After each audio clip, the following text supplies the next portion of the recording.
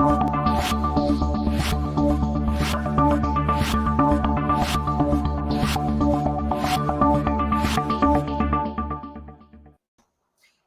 everybody, and firstly, Merry Christmas. This is my first show since Christmas, so wherever you're watching from around the world, Merry Christmas to you and your family. Here it is, episode number 70, that's 70 of the Hunger for the Hustle podcast. And my guest live from Toronto today, Shiraz Baboo. I am absolutely honored and pleased to introduce this guy to the show. We had to reschedule this a couple of times. It's a late hour of the day, and it's going to be a 14-hour day when Shiraz has got this episode rolled out. So I really appreciate your time and energy here this evening for you, this afternoon for me. Shiraz, welcome to the show.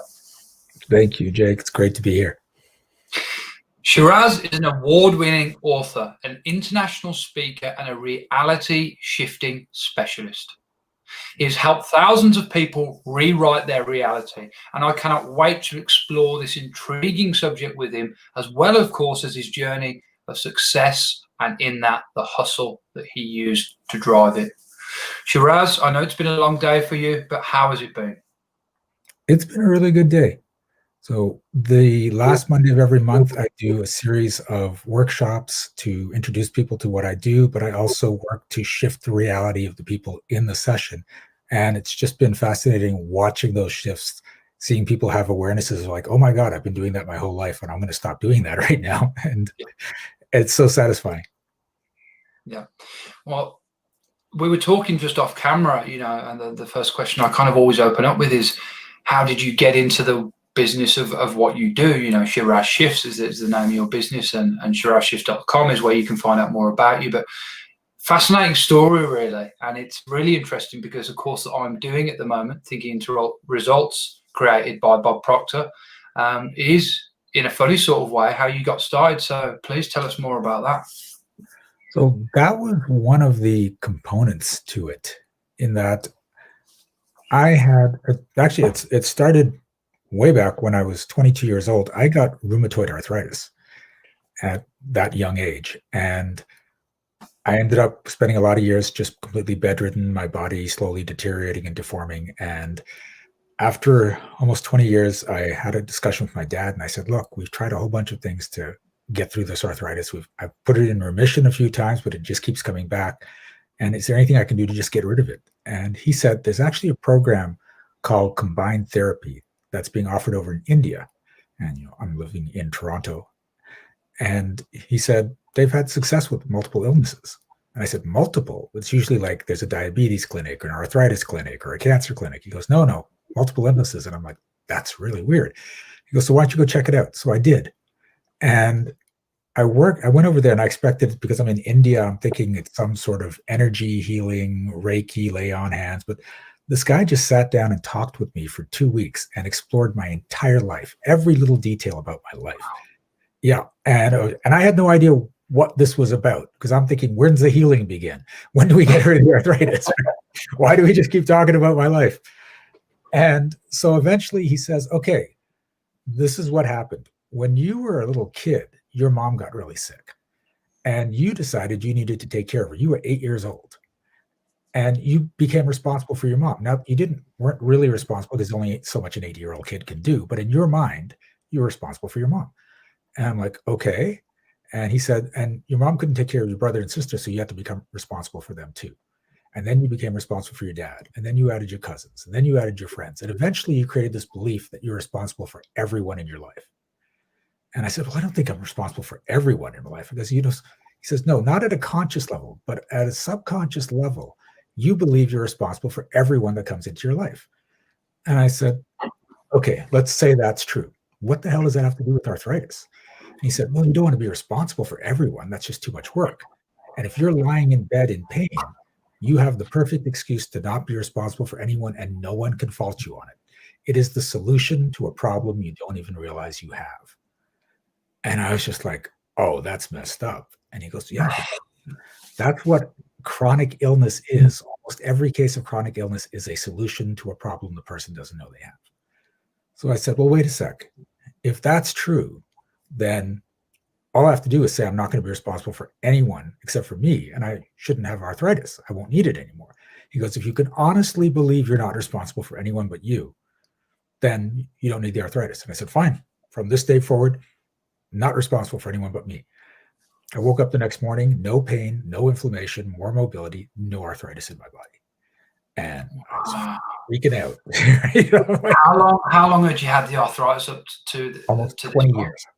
Oh my goodness, that's incredible. And how long did you spend with this gentleman that he made the shift? 2 weeks. 2 weeks. Incredible. So, yeah, and now the damage was still there. It's just the actual disease part, the inflammation, pain, everything just disappeared. Mm-hmm. So now I'm just like, wow, this is crazy. And he taught me some meditative techniques and things like EFT, tapping, and some principles. And then I came back home. And when I came back home, someone was talking about The Secret. So I said, oh, let me check that out. And I watched the movie. And so now I'm introduced to Bob Proctor, John Assaraf, and everyone there, Joe Vitale. And I'm like, oh my God, you know what? I've got to do some life coaching. I've got to get trained by these people. I want to take my life to the next level. And I for my whole life, like shortly after I got out of college, I went straight to a 6-figure salary. And I remember talking to my friends in high school. We're all about the 6-figure salary, get the 6-figure salary. But what I didn't realize was, for me, 6 figures meant about $100,000. Now, $900,000 is still 6 figures, but for my brain, 6 figures was $100,000. So once I got there, I sort of hovered in that $100,000 range. I'd fluctuate up to 150, but never sort of get out of that. And so I said, now that I've watched The Secret, I started listening to podcasts or recordings by Bob and Joe and everything. And I said, you know what? Why am I thinking 6-figure? I should go 7-figure salary, right? So I got into Bob's coaching program. I also got into Joe Vitale's coaching program. And I just went whole hog because I did them almost at the same time and just spent a whole ton of money on these programs. And my salary went from 6 figures to 0 figures. And I was just like, what just happened? Right? These guys are in The Secret. These guys are world class. I'm doing what they told me. Why am I not getting results? Is this just all crap? What's going on? So I said, okay, wait. You know what I'm going to do? I'm going to take those lessons. I'm going to get a bunch of my friends and I say, I'm going to put you in a coaching program. We're going to do this for a year. And I'm going to teach you the stuff I've been doing for a year that has got no results whatsoever. So I can see what's going on. And one of the things Bob taught me was, if you don't understand a thing until you can explain it to someone else so that they understand it. So this was also that thing. Do I really understand what Bob's teaching me, or am I doing it wrong? And when I teach them, they're all going to get bad results too. Every one of them got amazing results. One guy 10 times his income in a year. And I'm like, okay, so it's not the teachings. The teachings are good. It's something with me. And that led me to exploring more of the energy side of things and trying different modalities. And eventually I built up this skill where, instead of getting into habits that are more productive and more efficient and getting up early and taking advantage and setting these things up, that was all in the coaching programs, I came at it from the other side. What are all the blocks? What are all the limiting beliefs? What are the underlying stories that you don't even realize are there? How can I find them? Because if you know you've got a certain block, it's easier to find, but there's all those blocks you don't know that are there that are causing big problems for you. And I figured out a technique to find those blocks, and I started practicing on my friends and pulling out the blocks. And so the neat thing is, when you're on a regular coaching program, they're teaching you to push through the blocks until the blocks crumble, and then you get into the new habits. But with me, it's just like, well, let's just move out the blocks, and then you don't have to push through anything. Everything just changes. So I started working with that and practicing it on people. And eventually one of my friends goes, Shiraz, people will pay you for this. And I'm like, well, no, this is just something I'm playing with. It's a hobby. And I was like, no, people will pay for this. And so I said, okay, let me throw it out there. I'll put a price tag on what I do to an hour session, and let's see if people pay. And then people paid, and then more people paid. And it was just like, oh my God, this is actually a business. And that's where it started from. That's fantastic. Just a fantastic and phenomenal story. And So how long then, once you went from six figures to zero figures, did Yep. you build back up to the big numbers that you were wanting So with the coaching? I'm back up to the regular six figures now, but I'm at the precipice of going way bigger, especially in 2021 because of some of the stuff that's coming up. Yeah, yeah. But it was quite the journey to get out of that zero figure, like the debt I accumulated. So I need to get through that. So Well, I think it leads to, you know, what you really discovered here was the power of your mind and how you can apply that to anything, and how you can get, you know, one thing that Bob says, and he says it's a proclamation on his website. He says, you tell me what you want, and that can be anything, and I'll show you how you can get it. And essentially what he teaches you to do is use the powers of your mind that have always been there, and the difference between your conscious, your subconscious, and how to apply the principles of what he teaches you to those things, and how to get them. And you really have to be super careful exactly what you ask for. You ask for six figures, you know, it could have been 100,000, it could have been 999,000. But the thing that I've learned when I've been doing this teaching is you've got to go with the exact number, because that is exactly what you'll get. Right, six figures is too vague. It could be anywhere on that scale, and seven figures is great. I mean, it takes you past six figures, of course, but again, you've got to be super exact with it. And then I learned that repetition as well is something that's huge. You have to continually do the lessons and repeat them, because there'll be certain times of the day where you'll hear it. You might do it in the morning, and you'll hear something in it that feeds to you and dials into you and your subconscious at that time.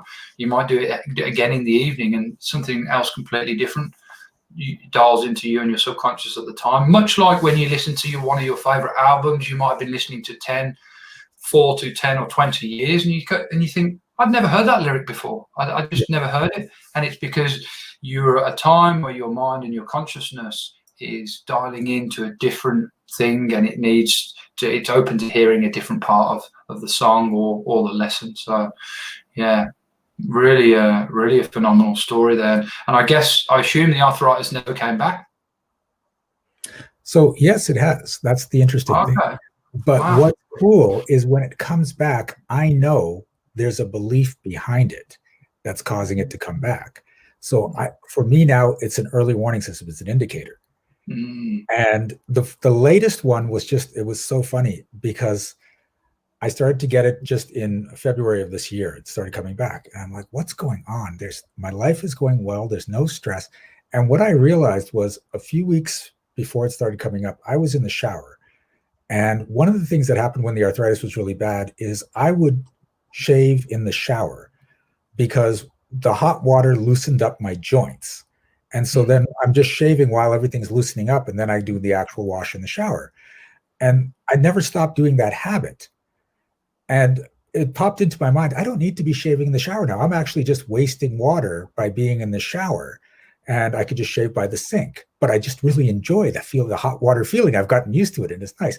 But that thought came into my mind that I'm wasting water, and it caused a little bit of guilt.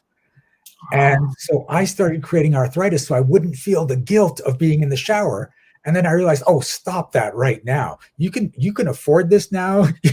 You can stay in the shower as long as you want. Get rid of the damn guilt. And as soon as I said that, the arthritis just vanished again. So now I know. Yeah, I know. Whenever something comes up, I'm going into a place of guilt or shame and using the arthritis to try to cover it up. And I stop. And where does it get you, the arthritis? It's quite a debilitating problem, isn't it?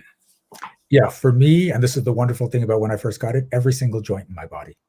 Oh, wow. Including like my jaw, including my eyes. It's called iritis. So it started to affect my vision. Your eyes, I didn't know. I didn't know. Yeah. That's crazy, because look, I was a tradesman for 15 years, and you know that as a plumber, it takes its toll on your back, your joints, your knees, your hands. And there's times where I've wondered if I've had it when they start to clam up, and usually it's just because I'm not hydrated enough. So, fortunately not, but isn't that interesting now how it's developed as this kind of early warning system to your mind and your body to know that, hey, something's run astray here, and you need to rewind and look back within yourself and figure out what that thing is. Yeah. So this was about kind of the start of the business journey, Shiraz Shift. This was about 2009. Am I right there? Well, no, the actual business emerged. I started working with people in 2010. I was practicing through 2009, and I created it as a formal business in 2014. Okay. Yeah. And the name of the business is actually called Energetic Magic. Shiraz Shifts is the name of my website, which is actually my business card. So it's just all the links for where to find me on YouTube, on Facebook, on LinkedIn, and the Energetic Magic website, because it's like everything is digital now and we can't hand out physical business cards. So I'm like, well, here's my digital business card. And it's easy to remember because I shift reality, Shiraz Shifts. So, and I think it's just one of the things you always remember in your brain, a nice piece of alliteration. You know, it stands out. So, but in those kind of 10 years, it's been heading on for 11 years now. What's some of the biggest challenges that you've experienced? And the reason I ask you that is because I know from a perspective of my own of being a business owner and entrepreneur, when you come up against challenges in that space, that's where a lot of growth is. yeah. And one of the biggest challenges was the debt. So I'm finally so actually I got those people through the coaching program, but then I'm still not earning money. And the other thing is when you're used to making six figures, you're used to spending as though you're making six figures. And in the back of your mind, that money's going to show up. So you keep spending like that. You don't decrease your spending. So you just watch the savings disappear and the debt start to come up. And by the time I was actually spending a lot less, it was just, there was so much debt. And I felt that point coming where it's like, okay, it's going to end up being bankruptcy. And then it's just, you put all the shame on yourself about bankruptcy and there's nothing you can do about it. But at some point in there was just this place. I just put, when you pay one credit card on another credit card to just keep it going. And, yes, I have read that. So I had just made that final payment from one to another. So there's no room on either card. There's no give anymore. And I said, well, that's it. I'm done. But I went to this surrendered place. And it's like, well, there's no use being upset and frightened and stressed and everything, because you basically feel like you're out of options. So why not just say, you know what, universe, whatever you got planned for me, I'm good with it, because I've been trying my hardest and I'm just done now. And it wasn't like surrender and go curl up in a ball. It was just sort of surrender to the universe and like, look, I'm going to trust you. You're going to get me out of this. You've gotten me through my entire life. And 2 days later, I got a job for six figures at a tech company in Toronto. And it just like magically appeared. I'm like, what the hell? And that really just reinforced that let go and surrender aspect. Like it became so powerful and so true for me that I started living my life more like that. And just going into the surrender place at work and practicing the techniques with other people. And then that led me to get into a place where I said, okay, you know what? I want to leave work, but the business isn't making up enough money yet. And so now there's that challenge, because I've gotten over the challenge of the bankruptcy. Now the money's coming in. But now it's like, how do I do the transition? There's still some debt. There's how do I make enough money?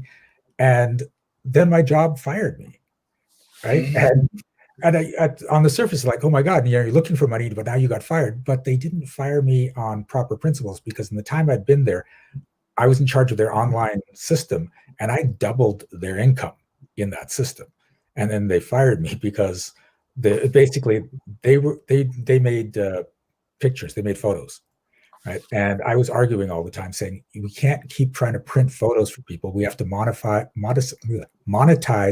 digital photos and videos, because that's where the world is going.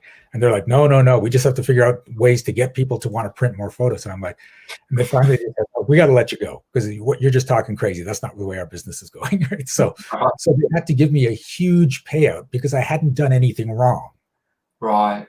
And I used that to fund the business, right? So interesting, isn't it? You know, they say what you resist persists.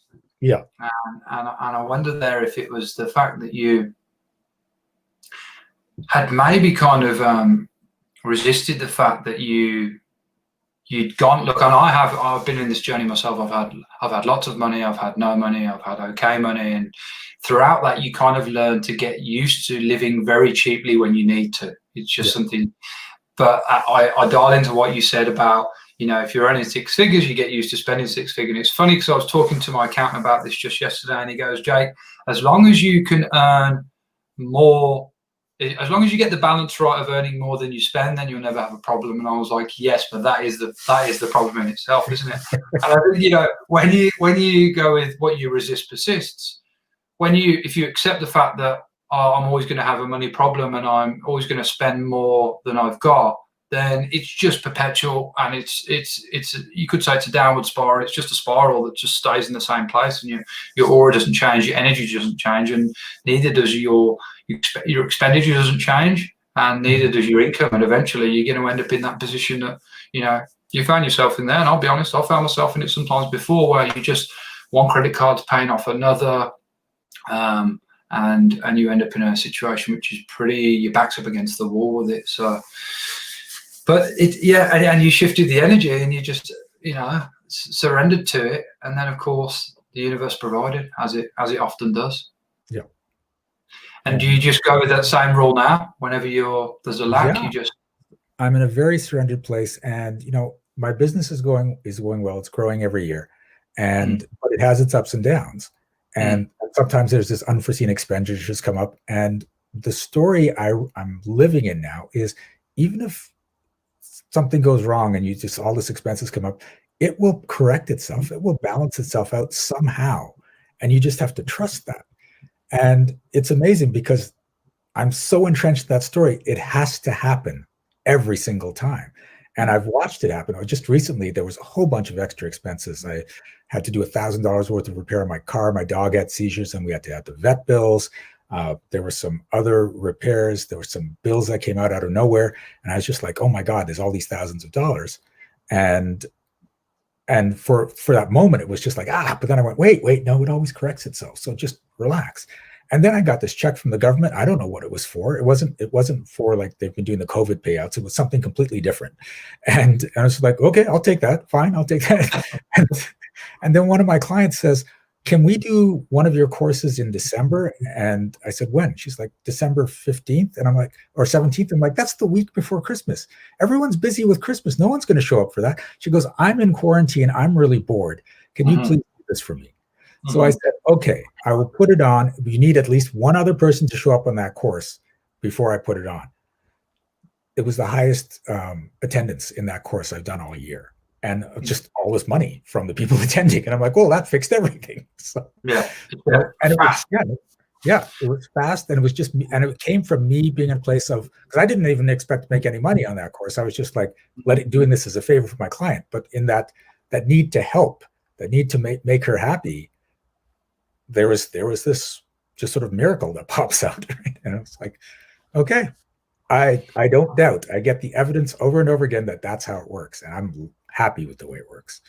Yeah, that's it. Just be happy with it, and know that that's your, you've written your life script, and now it's just playing out. If you choose to rewrite it or adjust it, and then of course that's up to you as well. But you've always got to remain the producer, the director, and the lead role of that life script, and not become the stunt double, because I think that's what can happen sometimes, for sure. But talking about courses and personal development and all those kind of things that's gone into the virtual world, look, I can tell you and all the guys that are listening now that there would not be a Hunger for the Hustle podcast if it wasn't for COVID-19, because it wouldn't have led me to getting some coaching from Les Brown, which then ended up getting some coaching on Bob Proctor's courses, and it just gave me that time and space. I knew I wanted to do these things, but if they would have ever happened, I don't know, and what time frame they would have happened, again, I don't know. And I think it was a great time this year to go within, to tick those things off the list that you wanted to do, and really in that quiet time, yes, it's been lonely, but a lot of people expose themselves to themselves without any outside noise and disruption, and in doing that, thought, you know what, there's some ways I can improve myself here, and to do that I need somebody to show me the way. And I think that will play out going into 2021, and it puts people like yourself as coaches of enabling and helping other people rewrite their reality in a really good, strong position. Because, you know, we can't say that 2021 is going to be any easier than 2020. We hope it is. No, I hope it is. But I think that's a false sense of security, believing that it's going to be. What you really should do is just know that you're going to be stronger and better equipped to deal with it. And how are you going to do that? Well, you're going to have to spend some time on yourself. And I think, yeah, it really puts coaches in a really good position for next year. Mm-hmm. Yeah, and there's so many people that, you know, just because they're isolated now, that whether they want to do that self-reflection and say, oh my God, I need to get a coach, or whether they're forced to do that self-reflection just because they're alone with themselves and they're like, oh dear God, look who I am. Right. So yeah, what have I become? And in that, yeah. that's fine, you know, that's fine, because when life gets so noisy and the world is so busy and we're constantly abashed with these things from all different angles, you can lose yourself, you know. Mm-hmm. Guilty. I lost myself this year and I had to go through, you know, but when you get to a point where it's just you and you're alone and you realize that, and you hit the, you know, the rock bottom, as people say, it's the only way is up, and it's rebirth, and it's a great place to be. And you know, I think in that I'd like to say that any going out to anyone that's watching this now or in the future that's probably going through quite a difficult time this year, you know, it's important to recognize that and deal with it within yourself, and speak to people, speak to close friends and family. It's pulled us apart, this COVID thing, but I think in a funny different way, it's really brought us together, people who are close friends and family, because we've really realized who those people are and how much they are there for us. So it's not all bad news. It's certainly not all bad news. No, and there's a lot of good things coming out of it. There's a lot of shifts that are going on. And what's interesting is that I work with people's beliefs, and I believe in everyone creating their own reality, right? So, and you can be in a room with 10 different people, and there could be 10 different realities running there. But I've been working with so many people during COVID, and a lot of them have been coming up, well, you know, how is this, why is this happening to me? I don't want COVID to show up, like it's just ruining things, or it's having this effect or that effect. But when I start talking to them and we start digging down to those hidden beliefs, every single one of them had a reason why they benefited from COVID. And I said, you know what? I bet I could just keep expanding the circle and find person after person that's like, even though it looks horrible on the surface, I needed COVID. And some of them are they're just straight out, no, COVID's actually been good for me. So they needed COVID for that reason. And so when you look at it that way, it's a global co-creation. The whole world at some level said, we need this right now. And so here it is. And when the world is done with it, it will just start to go away again, because now we're ready for something else. And it's Absolutely amazing how it works. Yeah. Yeah, it is amazing how it works. Now tell me, Shiraz, I define the word hustle, and it of course plays a part in the title of this podcast, Hunger for the Hustle. I define the word hustle to mean not having the circumstances that you desire around you, so just going out and creating them for yourself. As a man who, you know, you can tell in your story there, you've certainly had a lot of hustle in your life, and it's really driven you in business, as it has to as an entrepreneur.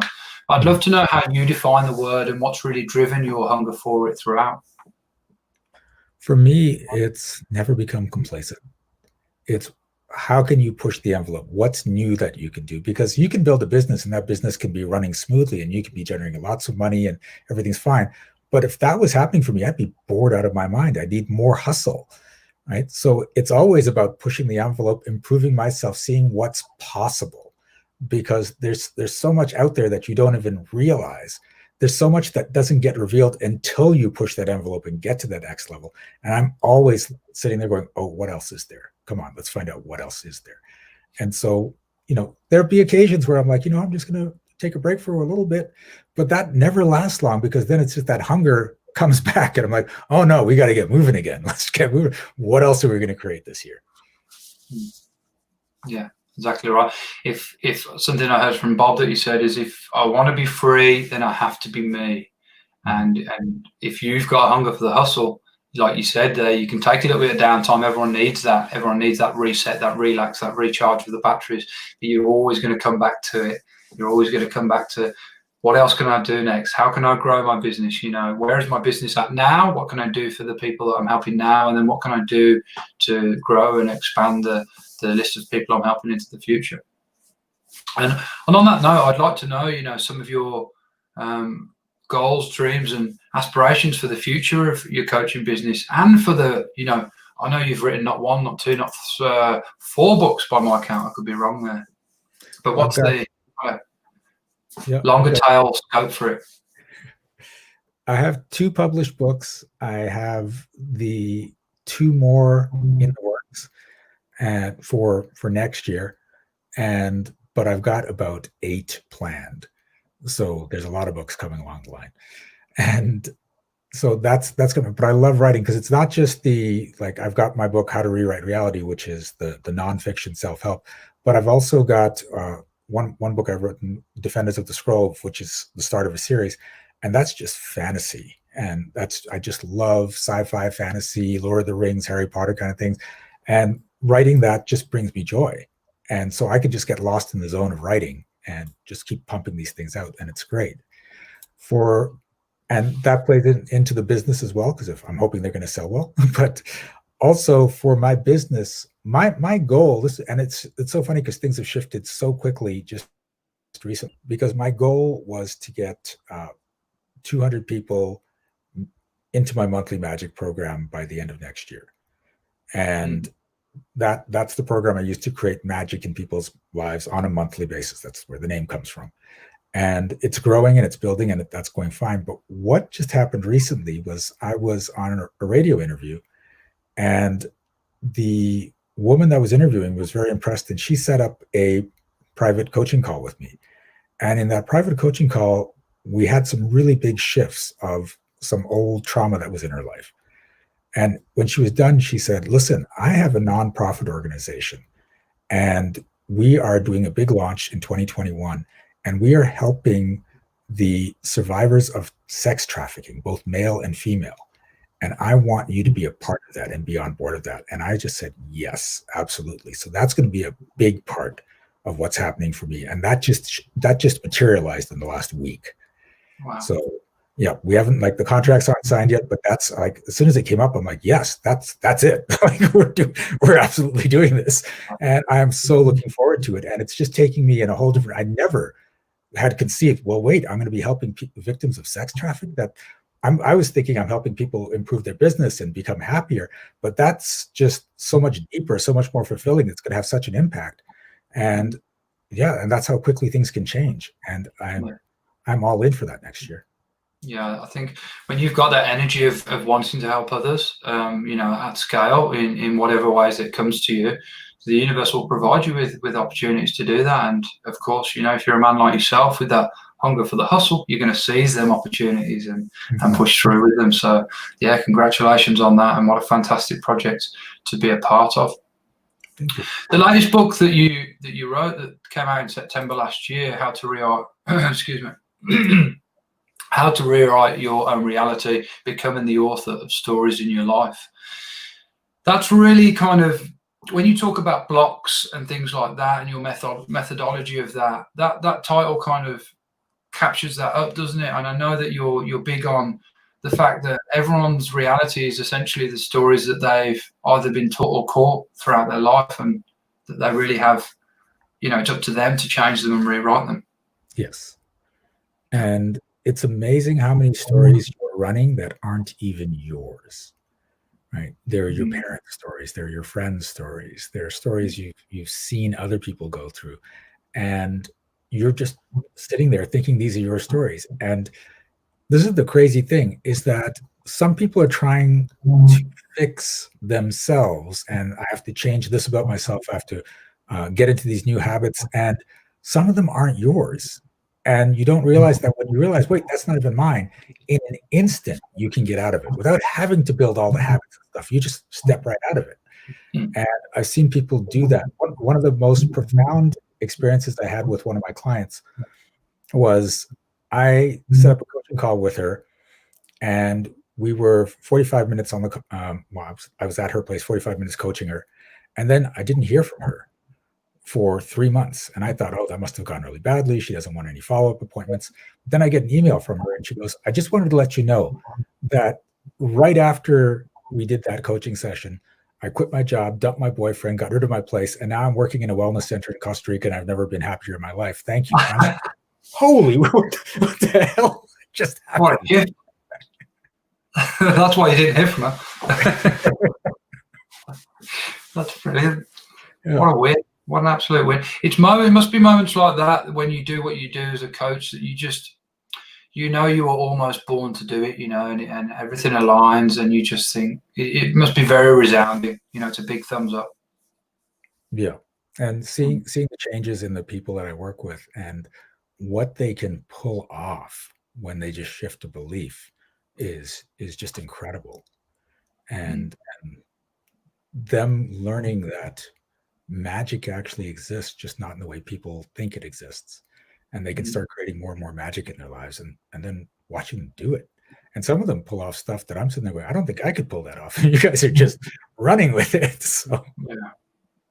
Shiraz, I think you're a fantastic and a unique individual, and I think what you do is really helpful to the world. And I really think as well how you took your own experience and story of transformation and applied the lessons you've learned, and now you can apply them at scale to help other people. I think that's fantastic. I think the world needs more people like you. Now, I know you've got an event coming up on New Year's Eve, and I'd love to hear a little bit more about that, as I'm sure with this beautiful audience. Okay.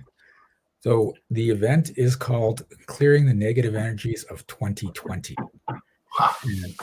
And I've been doing a Clearing the Negative Energies event for every year for the last 6 years. So this will be the 7th one. But I think this year in particular, people want to clear some negative energies. And, and yeah, we've been doing it for a while. It's always been very powerful. Last year was the first year I actually got so into the zone, I started to predict what was going on for this year. And I'd never done that before. And it was funny because I said, listen, it's going to be a crazy year. There's going to be stuff showing up that you won't believe. There's going to be a lot of turmoil, a lot of people out of work. There's all this stuff that's going to happen. And if you're not in flow, if you're not in that space where you're going to coast through it while it's happening all around you, you're going to get caught up in the whole thing and sucked into the drama and everything that's going on around the world. And the people that were at that workshop, I don't think they quite grasped it, but then when they started to see the COVID hit and everything, they're like, oh, this is what he was talking about.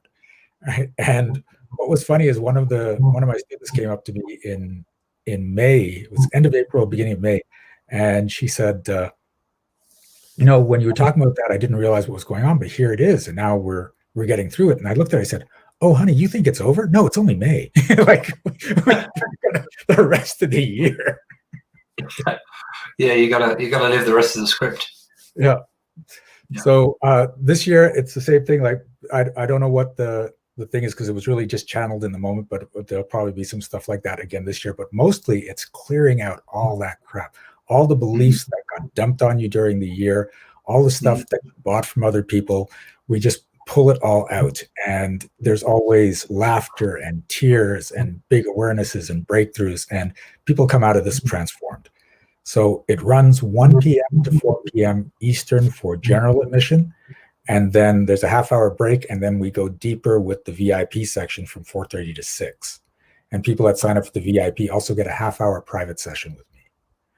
And you can get there by going to my website, energeticmagic.com, and just looking up the New Year's Eve event. And what I'm offering as well is, if you're people that are listening to this, if you write down NYE, like New Year's Eve, NYE 2020 magic, take that, put that in as a code, and you will get into general admission for free, and you will get a discount on VIP.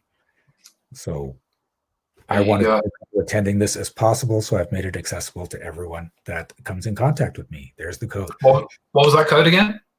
NYE 2020 magic. There you go. It's in the comments, guys, and so is the website. So You might even see me there myself. I've just got to figure out the time zones, because that sounds fantastic. Sounds like something I'd really want to be a part of. And I think we've all, whether we accept it or not, whether we know it or not, whether we really believe it or not, in our conscious or our subconscious, been a lot of negative energies perhaps impressed upon us, or perhaps just we've been surrounded by them this year. And I think this year, we've got today, tomorrow, that's it. This year's gone. It's a really good time to go within, to do some writing, to figure out what energies you've let go and what energies you still need to let go. And what better event than the one that you've just described to do that. So we're getting to the end of this podcast, and I know it's been a long day for you. So, but just before you go, I'd love for you to give 3 hot tips to the audience. Anyone that's, well, I'm going to ask, in fact, in the reality, in the respect of, you mentioned about creating your own reality, and a lot of people think that that's a bit of a strange thing to say. And how can you really create your own reality? We only live in one reality, and that's the one that you see with your eyes in front of you. But I know that's not the truth, and I know I certainly create my own reality. But perhaps you could give 3 hot tips to the folks watching about creating your own reality. Okay. Oh, you just froze for a second. I thought I lost you. Okay. Number 1, most of what you're experiencing isn't your story. And you can just, when something comes up, you can just ask, wait, is this my story? Is this mine? And if you feel a shift, it's not yours. And you can just say, okay, what? It's not mine. I'm stepping out of it. And you will actually see changes. And this is not for like specific, could be for anything. If you feel a pain in your elbow, you can say, wait, instead of just saying, why is my elbow hurt? You can say, is that mine? And you might feel it shift, like it might get a little lighter, and you go, oh, I picked up someone else's pain. You can actually do this. I've seen this happen. People have come into one of my workshops with a headache, and then they asked, well, is that my headache? And it shifted. And then the headache just went away when they said, okay, it's not mine. I don't want to deal with it. But I had a $40,000 debt that got put onto me. Got a letter from the CRA, which is like the Canadian equivalent of the IRS. And I didn't know how to handle it. And I was trying to figure out ways to get rid of it. And I went, wait a sec, is this even my debt? And I felt a shift. And I went, oh, it's not mine, get rid of it. And 10 minutes later, my accountant came up with the solution to get rid of the money.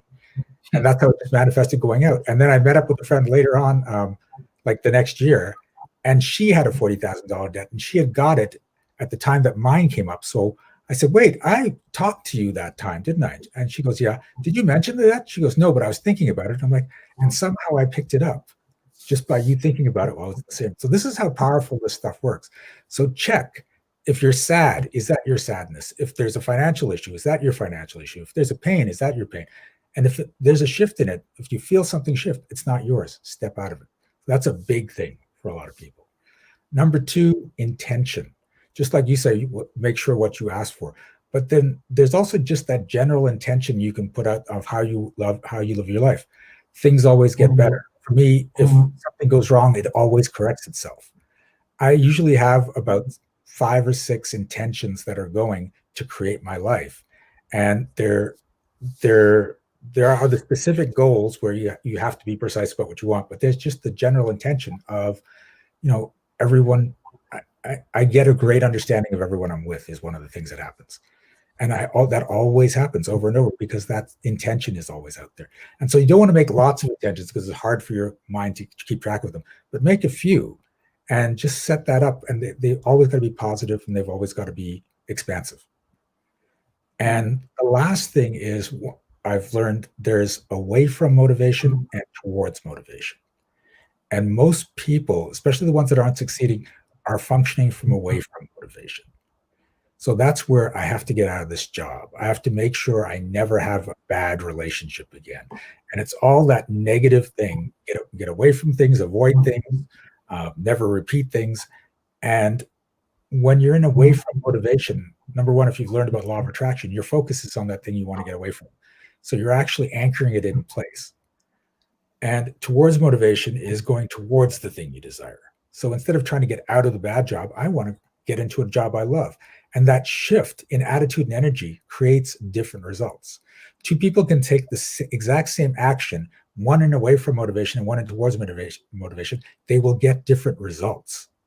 It's incredible how it works.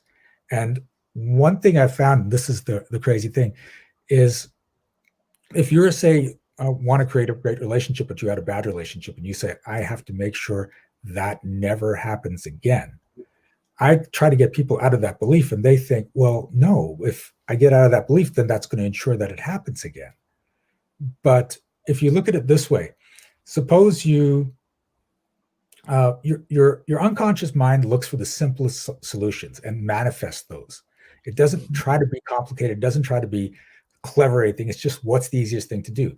So let's say you were in a relationship and you had your, and so you're now in a way from motivation saying, I'd like to be in a relationship, but I got to make sure I never get my heart broken again.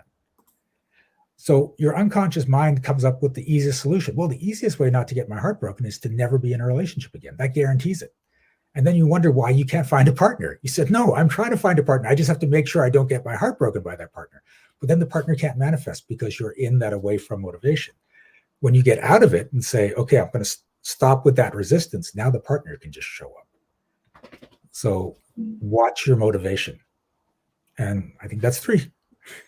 That's 3. That's 3 magical ones. And the last one I particularly could really dive into, I can tell you that. And the book recommendation, I think it's fair to say that you perhaps might recommend one of your own books. I would recommend How to Rewrite Reality. So there you go. The link's in the comments. Great looking book as well, if I do say so. I like the colours. Yeah. And yeah, this book, I actually got a quote from Jack Canfield on the front. And I was funny. I was at Jack's house talking to him, and we did a whole interview. And after the camera got shut off, he turns to me and goes, hey, you're a really good looking guy. And I'm like, why didn't you say that on camera? I would have loved that on camera. So I put the quote on the back of the book. But yeah, when I wrote that book, there was so much that came out of that book that I created this whole thing called the genre system, which talks about, because everything's story metaphors. So now there's a story genres, and everyone exists in a certain genre, from tragedy to horror to drama to action adventure to comedy up to prophecy. And you can figure out which genre you exist in. And I didn't have that concept until I actually wrote the book. And now every one of my students refers to the genre system. It's just a terminology people use now. And it's just like, oh my God, that just changed everything just by writing the book. So I always recommend, if you're out there, been meaning to do it, write that book. It's actually not just going to be an accomplishment. It's going to change things in your life for you. So get out there and do it. Yeah, absolutely. Get out there, get started and do it. Shiraz, it's been great to spend some time with you. I really appreciate it. And it's been an honor to have you on the show. Shiraz Shifts is where you can find more about Shiraz if you want to connect with him, his events and his books. And I've also dropped the link for his latest book in the comments there. Thanks for having me, Jake. It's been great. And it's a great way to end the long day for myself. Yeah, a long day and a big year, huh? Yeah. All right, thanks folks for listening wherever you are, whether you're watching now live or later. If you did get some value from this episode, please like it, please share it with a friend. Hey, and if you didn't like it, then tell me why. It's the only way I can figure out how to do better. Thanks guys, thanks Shiraz, take care everyone, and Happy New Year. Happy New Year.